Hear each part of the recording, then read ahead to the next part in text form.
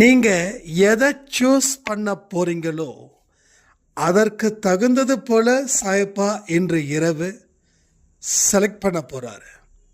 அவர் யாரை செலக்ட் பண்ண போகிறாருன்றதை இந்த பதிவின் முடிவில் நிச்சயமாக உங்களால் தெரிஞ்சுக்க முடியும். உங்கள் எதிர்காலம் ஒரு பெரிய கேள்விக்குறியாக இங்கே நிற்குது. இதற்கு பதிலை தெரிஞ்சுக்க வேண்டாமா? எவ்வளவுதான் கடினமான வழிபாடுகள் செய்தாலும் மோசமான வாழ்க்கை மாறலை. இதற்கு உண்டான அர்த்தம், ஏன் தாமதம், வேறு வழி என்ன இருக்குது, இதை பற்றியும் இதுவரைக்கும் நம்ம அன்பை சாயில உணவு கொடுத்தவர்கள் வெறும் 37 பேர் அப்படின்ற ஒரு வருத்தமான செய்தியையும் தான் இந்த பதிவில் நாம் சொல்லியிருக்கோம்.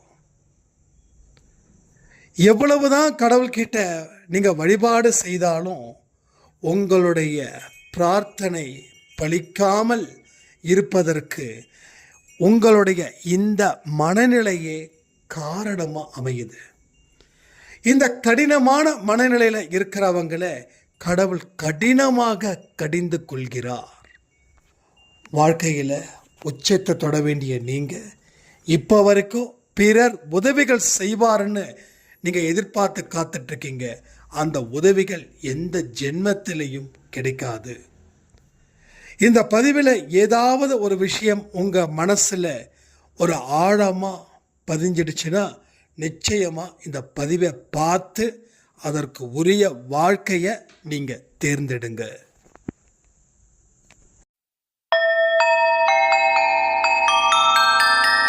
ஓம் சாயிரா சாயிரா, ஓம் சாயிரா சாயிரா, ஓம் சாயிரா சாயிரா, அன்பே சாயிரா, பேரன்பே சாயிரா, அகிலம் தளிக்க ஆத்மா விழிக்க அனுதினம் சாயிரா, எங்கள் அன்பே சாயிரா.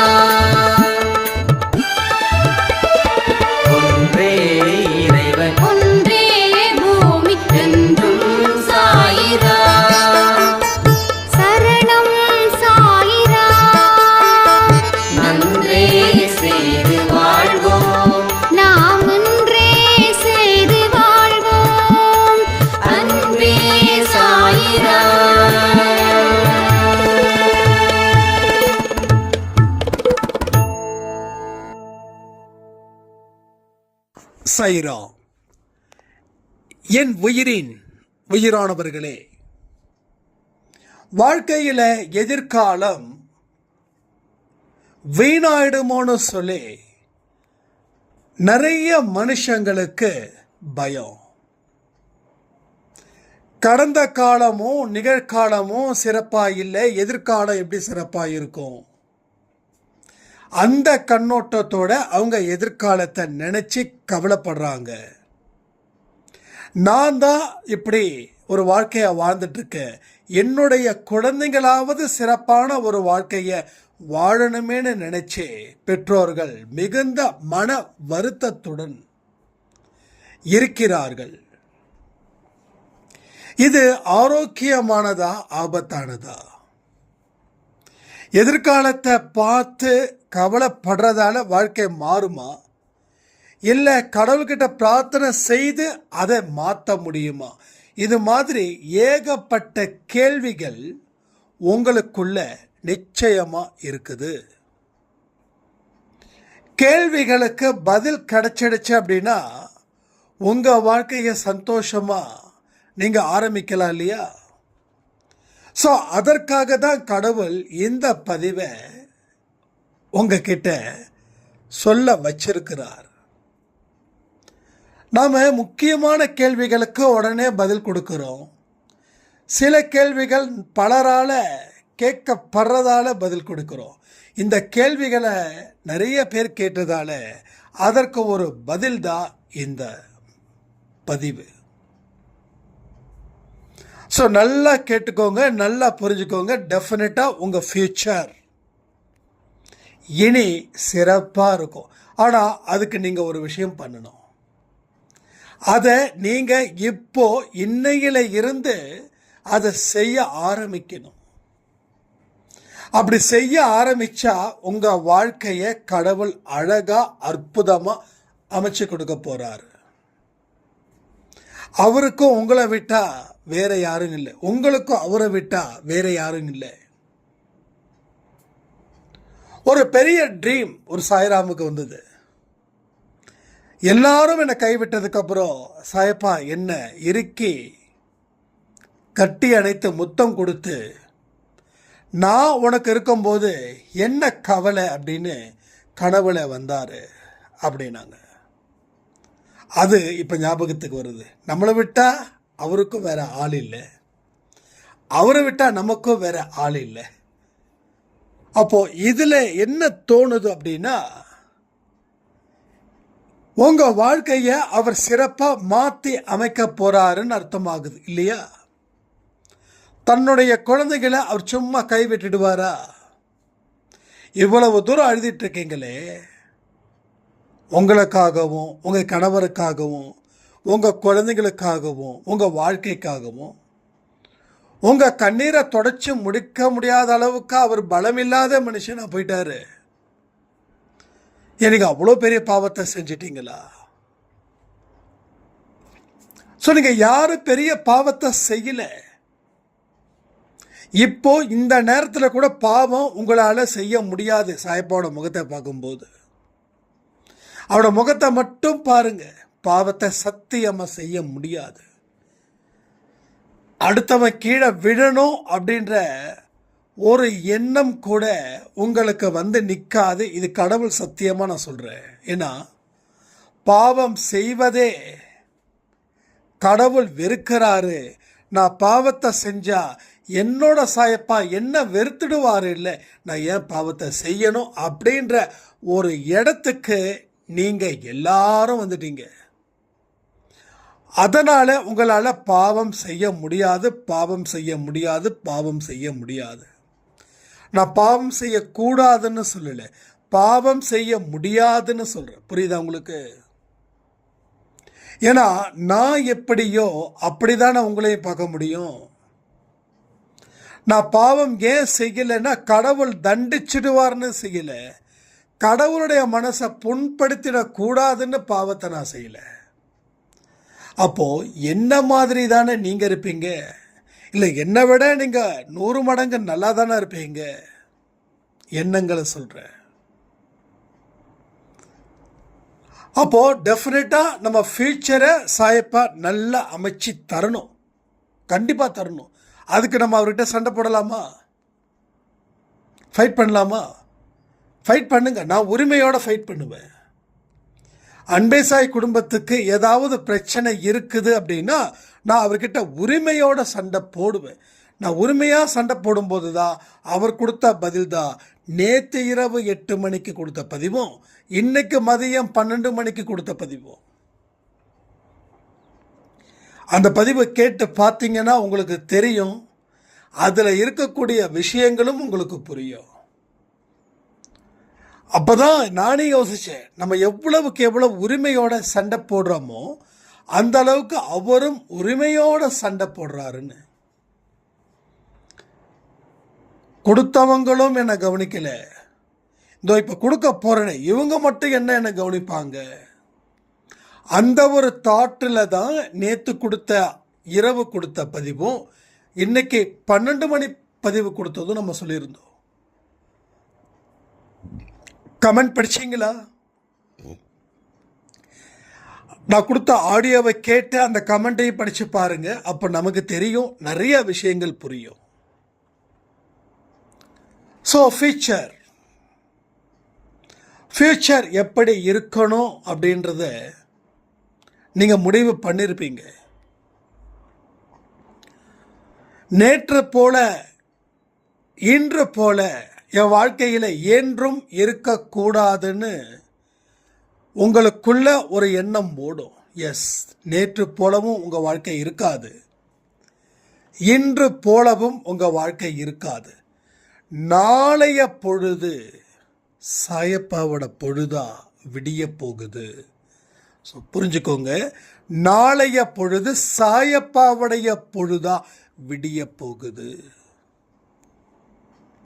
அப்ப சாயப்பாவுடைய பொழுதா விடிய போகுதுன்னா என்ன அர்த்தம்? அவர் உங்களுடைய கர்மாக்களை நசுக்கிறார்னு அர்த்தம். அவர் உங்க கர்மாக்களை அவருடைய திரு கைகளால நசுக்கிறாருன்னு அர்த்தம். கர்மாவை நசுக்கிட்டா அதை அழிச்சிட்டு தான் அர்த்தம். அதை அழிச்சிட்டா உங்க வாழ்க்கை வளம் பெற போகுதுன்னு அர்த்தம். யாரெல்லாம் சாயப்பாதான் இறுதியான நம்பிக்கை அப்படின்னு நினைக்கிறீங்களோ கமெண்ட் பண்ணுங்க. என்னடா எதுக்கெடுத்தாலும் கமெண்ட் பண்ணுங்கன்னு இவன் கேட்கறானேன்னு தயவு செய்து நினைக்காதீங்க. எல்லாமே உங்களுக்கு சாதகமான ஒரு வாழ்க்கையை அமைக்கிறதுக்குத்தான் இந்த மாதிரியான விஷயங்கள்.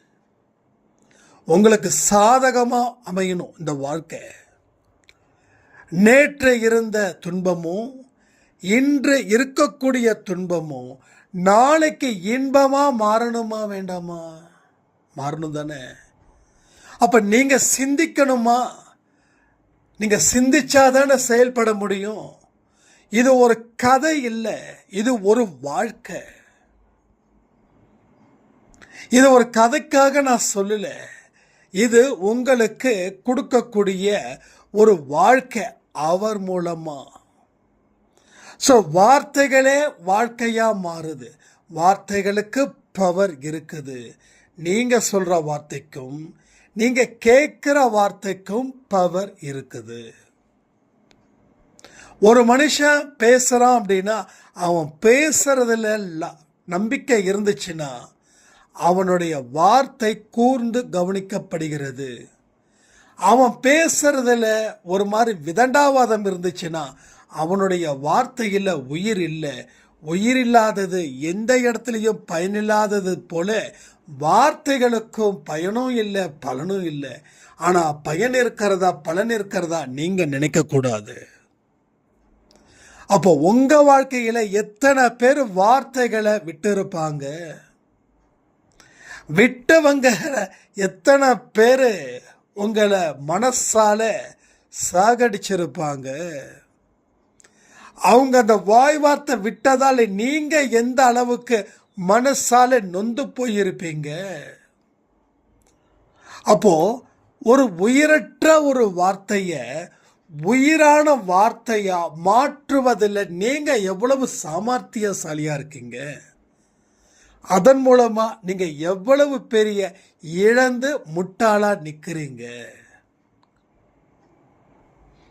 அப்போ ஒருத்தவனுடைய வாயில இருந்து வரக்கூடிய வார்த்தை நம்பிக்கைக்குரிய வார்த்தையா இருந்துச்சுன்னா அதை உயிரான வார்த்தையா எண்ணிக்கொள். அதே போல ஒருத்தவனுடைய வாயில இருந்து வரக்கூடிய வார்த்தைகள் மோசமா கெட்ட எண்ணத்தை நோக்கி உன்னை நோக்கி வந்துச்சுன்னா அது உயிரற்ற வார்த்தையா நினைச்சு அதை புறந்தள்ளு. என்னதான் ஒரு மனுஷன் எவ்வளவுதான் உயிருக்கு உயிராக இருந்தாலும் அவன் இறந்ததுக்கு அப்புறம் அவனை வீட்டில் வச்சிருப்போமா? இல்லை, சேர்க்க வேண்டிய இடத்துல சேர்ப்போமா? அதே போலதான் வார்த்தைகளுக்கும். ஏன் இதை நான் இவ்வளவு தூரம் பேசுகிறேன் அப்படின்னா, நேற்று பேசினதும் இன்று பேசினதும் அந்த வார்த்தைகளால் காயப்பட்டதும் அந்த காயத்தை நீங்கள் சரி பண்ணாமல் அதை வளர விட்டு அதை பெரிதாக்கி அதன் மூலமாக துன்பத்தை அனுபவிச்சுட்டு இருக்கீங்களே, அதற்காக தான் இந்த வார்த்தைகளை நான் உங்கள் முன்னாடி வைக்கிறேன்.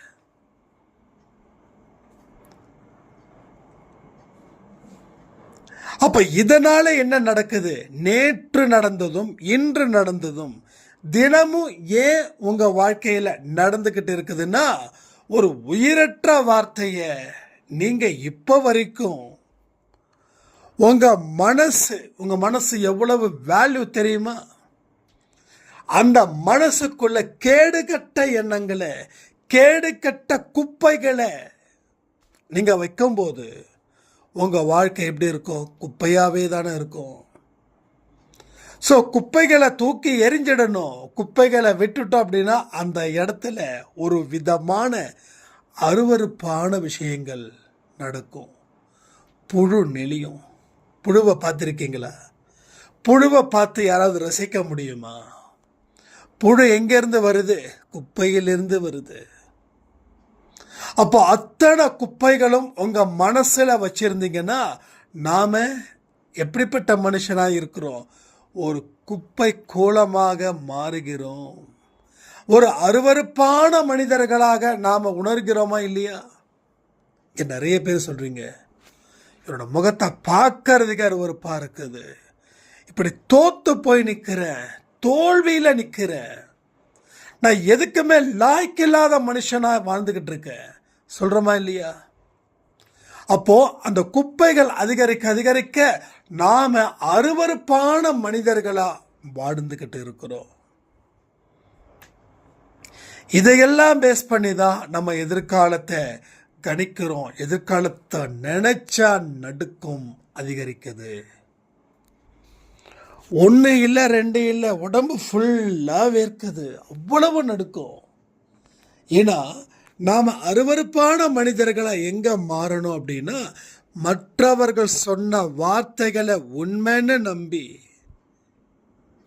நாம் வாழ்க்கையில் எந்த பிரயோஜனமான ஒரு நகர்வையும் நகர்த்தாம, அவங்க எந்த அளவில் நம்மளை தீர்ப்பளிச்சாங்களோ அதை உண்மைன்னு நம்பி இப்போ வரைக்கும் நாம் அருவருப்பான மனிதர்களா வாழ்ந்து கொண்டு இருக்கிறோம்.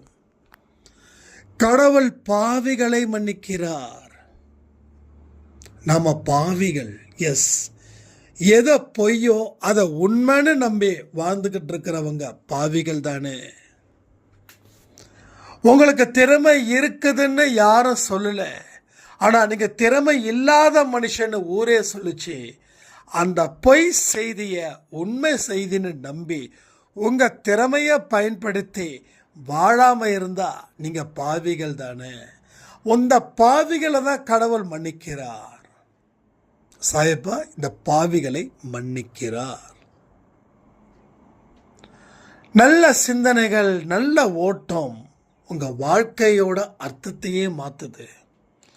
ஸோ கெட்ட சிந்தனைகள், அதற்குரிய ஓட்டம் உங்க வாழ்க்கையை போட்டு சிதைக்குது. 6 அடி பள்ளத்தில் குழிய தோண்டி உயிரோடு இருக்கக்கூடிய மனுஷனை புதைச்சா அந்த மனுஷனுக்கு உயிர் இருக்கும். ஆனா அவனுடைய வலி எப்படிப்பட்டதா இருக்குதோ அதுதான் இப்போ நீங்க அனுபவிச்சுட்டு இருக்கீங்க. ஸோ இதுக்கு எல்லாத்துக்குமே ஒரு விடுவு காலம். அவர் தான் வரணும். அவர் வந்து தான் உங்களுக்கு ரிலாக்ஸேஷனை கொடுக்கணும், உங்களுக்கு ரிலீஃபை கொடுக்கறது சாயப்பாவோட கையில் மட்டும்தான் இருக்குது. வேற எவன் கையிலையும் இல்லை, வேற எவனுடைய கையிலையும் இல்லை. நல்லா புரிஞ்சுக்கோங்க. அவன் இவன் சொல்றதுக்கு நான் ஏன் சொல்றேன்னா, அப்போதான் உங்கள் மனசில் ஒரு வெறி ஏறும் அப்படின்றதுக்காக. இவன் வருவான், அவன் வருவான், அவன் என் வாழ்க்கையை மாற்றுவான், இவன் என் வாழ்க்கையை நாசம் பண்ணிட்டான், ஆனால் வேறொருத்தன் வருவான், அவன் என் வாழ்க்கையை உயர்த்துவான்னு அவன் சொன்னான்னு சொல்லி நம்பிக்கிட்டு உட்காந்துங்க.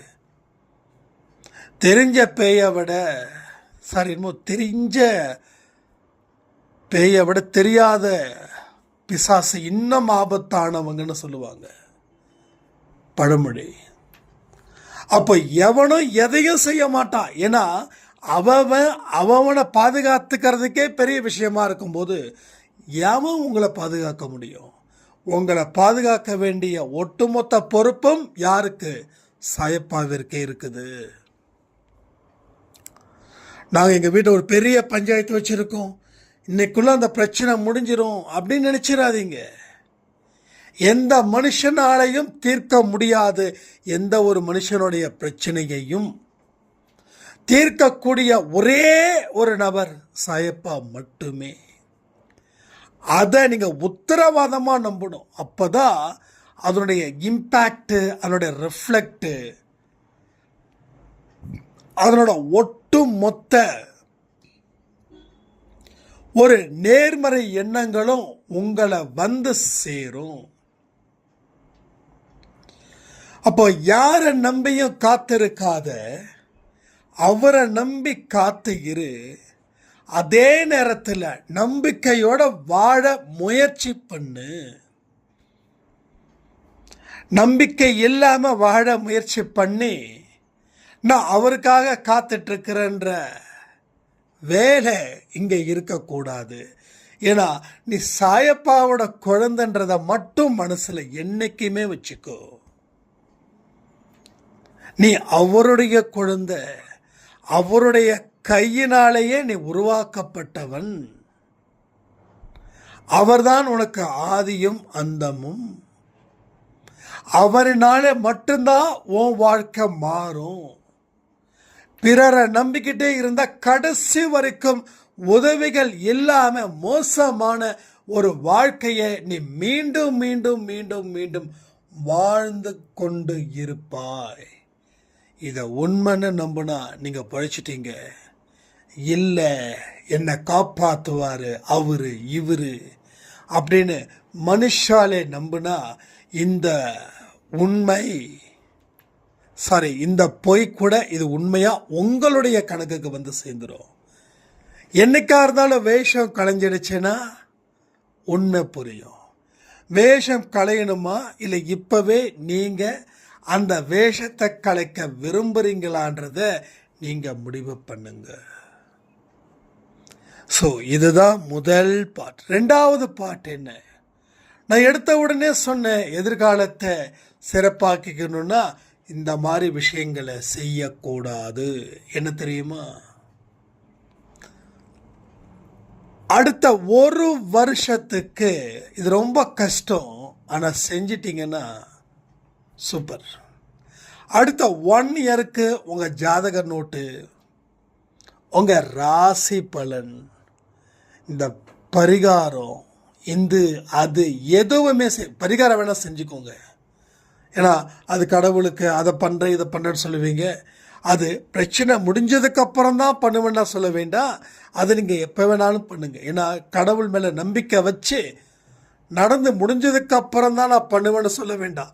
நடக்கிறதுக்கு முன்னாடியே பண்ணுங்க. அது கடவுளுக்கு மிகப்பெரிய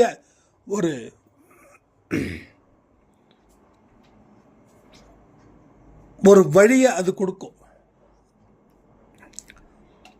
அப்போ அந்த ஜாதகம், ராசி பலன், இந்த கோயிலுக்கு போனால் சிறப்பாக இருக்கும் அப்படின்னு சொல்கிறத வச்சு அந்த கோயிலுக்கு போகிறது, இதை எதையுமே செய்யாமல் நீங்கள் முழுக்க சாயப்பாவை நம்பி உங்கள் வாழ்க்கையில் நீங்கள் இறங்குனீங்க அப்படின்னா எந்த இடத்துலையும் நீங்கள் விட மாட்டீங்க. மேட்டில் இருந்து கீழே விழுந்தா சாயப்பாவுடைய கை உங்களை தாங்கும். கீழே எங்கெங்கெல்லாம் விடுறீங்களோ அங்கெல்லாம் அவருடைய கை தாங்கும். இது நிச்சயமா நடக்கும் உங்க வாழ்க்கையில். கெட்டியா பிடிச்சுக்கோங்க. 3 விஷயம். எது? ராசி பலன் பார்க்கக்கூடாது, ஜாதகத்தை அடிக்கடி போய் மற்றவங்க கிட்ட கேட்கக்கூடாது. ஜாதகம்னா இந்த குறி அது இது எல்லாமே சேரும். 3வது, இந்த கோயிலுக்கு போனால் நல்லது நடக்குன்ற ஒரு விஷயத்தை வச்சு நம்ம போகக்கூடாது. கோயிலுக்கு போங்க, நன்றிகள் சொல்லுங்க. எல்லா கடவுளும் ஒரு கடவுள் தான். ஏன்னா மனுஷங்களோட மூட நம்பிக்கையை நினைச்சு பார்க்கும்போது ரொம்ப பரிதாபமாக இருக்குது. ஒன்று சொல்லவா, அவரு வயசான அம்மா ஏதோ ஒரு கோயிலில் முட்டி போட்டு நடந்து கீழே விழுந்து ஸ்பாட் அவுட். இதுக்கு என்ன சொல்ல வரீங்க? கடவுள், எந்த கடவுளும் இந்த மாதிரியான கஷ்டமான வழிபாட்டை விரும்புறது இல்லை. அதை புரிஞ்சுக்கணும். நிறைய பேர் சொல்றீங்க, நீங்க எங்களுடைய நம்பிக்கையை நீங்க எப்படி குலைக்கலாம் அப்படின்னு. மனுஷனுக்கு மனுஷன் உதவி செய்யறதுல தான் கடவுள் விரும்புகிறாரே தவிர, கடவுளுக்காக நீங்கள் கஷ்டப்பட்டு கண்ணீர் விட்டு முட்டி போட்டு வேண்டாம். இந்த மாதிரி விஷயங்கள் தயவு செய்து வேண்டாம். அதனால எந்த விதமான பலனும் இல்லை. பசித்தவனுக்கு உணவு கொடுக்க முடியாத நீ இந்த மாதிரி விஷயத்தை செய்யறதால கடவுளுடைய மனசை உன்னால கொள்ளை அடிக்க முடியுமா? இதுவரைக்கும் அன்பே சாயில மொத்தமா 37 சாய்ராம் தான் கொடுத்துருக்காங்க சாப்பாடு. ஃபுட்டு டொனேட் பண்ணது ஒன்லி 37 சாய்ராம். இவங்க புறாவுக்கு வச்சதும் நாய்க்கு பிஸ்கட் போடுறதும் சேர்த்து நான் சொல்கிறேன். மனுஷங்களுக்கு மட்டும் இல்லை, எல்லாமே மிக்ஸ் ஆனது. 37 தாண்டல. ஏன் தாண்டல? நமக்கு கடவுள் உதவி செய்யணும்னு ஒரு விருப்பம் இருக்குது. ஆனால் நான் வேற யாருக்கும் உதவி செய்ய மாட்டேன் அப்படின்னு நீங்கள் உட்கார்ந்தீங்கன்னா கடவுள் எப்படி உதவி செய்வார்? எவ்வளவோ பெரிய பரிகாரத்தை செய்கிறீங்க. ஒரு 10 ரூபா இல்லை ஒரு 100 ரூபாய்க்கு ஒரு மனுஷனுக்கு சாப்பாடு வாங்கி கொடுக்கறதுல என்னையா பிரச்சனை? சொல்லுங்க, நீங்களே சொல்லுங்க.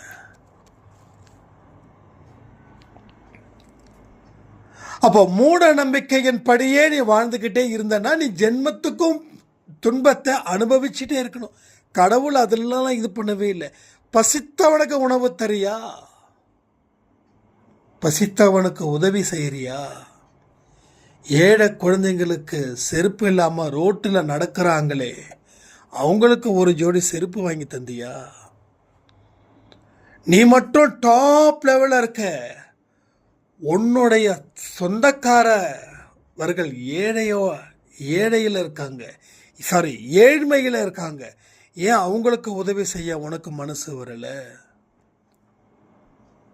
ஆடம்பரமான கார் வச்சிருக்கிறவங்க 100 ரூபாய்க்கு மேலே 10 ரூபாய்க்கு மேலே பிச்சை போடுறது இல்லை. 10 ரூபாயே ஜாஸ்தி. ஆனால் சாதாரணமாக 2 வீலர் வச்சிருக்கிறவங்க 50 ரூபாய்க்கு மேலே கொடுக்குறாங்க மனப்பூர்வமா. அப்போ உன் குடும்பம் மட்டும் சந்தோஷமா இருந்தா போதுமா? வேற எந்த குடும்பமும் சந்தோஷமா இருக்கக்கூடாதா? உதவிகள் செய்வதில் அவ்வளவு என்ன உனக்கு கஷ்டம்? நான் நிச்சயமா சொல்றேன், நான் ரொம்ப எதிர்பார்த்தேன். மாசம் மாசம் இந்த ஃபுட்டு இன்க்ரீஸ் ஆகும். ஸோ ஆகலை, குறையுது. அதுக்காக தினமும் நான் சொல்லிட்டு இருக்கணுமா? சாப்பாடு கொடுங்க, சாப்பாடு கொடுங்க, சாப்பாடு கொடுங்கன்னு. இல்லை, நான் ஏற்கனவே பேசுகிறத வேணா தினமும் நான் ஷார்ட்ஸில் அனுப்பிட்டே இருக்கட்டுமா? உங்கள் வீட்டில் பக்கத்துலேயோ அக்கத்துலேயோ ஏதாவது ஒன்று, ஏதாவது நீங்கள் பண்ணிக்கிட்டே இருந்து என்கிட்ட அப்டேட் பண்ணனா அது பிரச்சனை இல்லை. அதுக்கு நான் கோவப்படவே இல்லை. சைராமண்ணே தினமும் தான் பண்ணுறேன். அதுக்காக உங்களுக்கு கணக்குக்கு வரலன்றதுக்காக நான் சத்தியமாக அப்படி சொல்லலை. நீங்கள் செய்யுங்க. நான் செய்யாதவங்கள பற்றி தான் சொல்கிறேன், செய்கிறவங்கள பற்றி சத்தியமாக சொல்லலை. செய்யாதவங்கள பற்றி தான் நான் இவ்வளோ தூரம் பேசிகிட்டு இருக்கேன். இப்போ கடவுள் உங்களுக்கு உதவணும். ஆனால் நீங்கள் நம்ம அண்ணன் தம்பிங்களுக்கு உதவ மாட்டீங்க, அக்கா தங்கச்சிகளுக்கு உதவ மாட்டீங்க, அம்மா அப்பாக்களுக்கு உதவ மாட்டீங்க. என்னையா லாஜிக் இது? ஸோ சூஸ் பண்ணுங்க, எந்த பாதையில் போகிறது, எப்படிப்பட்ட வாழ்க்கையை வாழ்வதுன்றது நீங்கள் சூஸ் பண்ணுங்க. அதுக்கப்புறம் கடவுள் உங்களை தேர்ந்தெடுக்கிறாரா இல்லையான்றது அப்புறம் பார்த்துக்கலாம். ஸோ இது எல்லாத்தையும் முடிவு பண்ணுங்க, வாழ்க்கையை வாழுங்க. ஒரு அற்புதமான அதிசயமான ஒரு வாழ்க்கை உங்களுக்கு நிச்சயமாக கிடைக்குதுன்னு சொல்லி இந்த பதிவை நான் முடிக்கிறேன். ஜெய் சாய்ராம்.